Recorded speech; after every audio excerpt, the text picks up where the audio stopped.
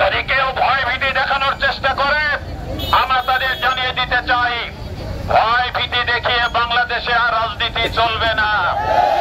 যদি বেশি ভয় দেখানোর চেষ্টা করেন তাহলে হাসিনার যে পরিস্থিতি হয়েছে আপনাদেরও সেই পরিস্থিতি সৃষ্টি হতে পারে। অতএব আবারও বাংলাদেশে ছাত্র জনতা ফুঁসে উঠবে আপনাদের বিরুদ্ধে।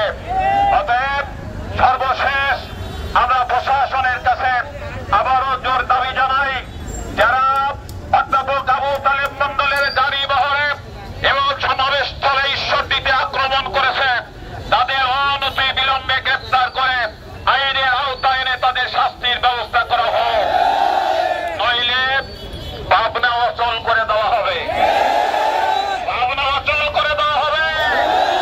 অতএব কত ধানে কত চাল এটা হাসিনা টের পেয়েছে।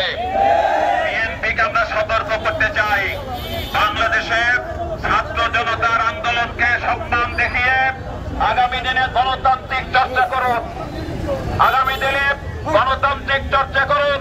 যেই চর্চার মাধ্যম দিয়ে বাংলাদেশে সুষ্ঠু রাজনীতি চলে আসতে পারে সেই ধারা প্রবর্তন করুন।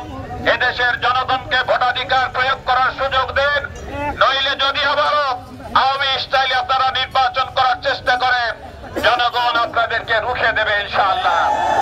অতএব আসুন, আমরা কাউকে পরোয়া করি না। জামাত ইসলামী একমাত্র ভয় করে আল্লাহকে। আল্লাহর উপর ভরসা করে সকলকে ধন্যবাদ জানিয়ে শেষ করছি। আসসালামু আলাইকুম ওয়া রাহমাতুল্লাহি তাআলা ওয়া বারাকাতুহু।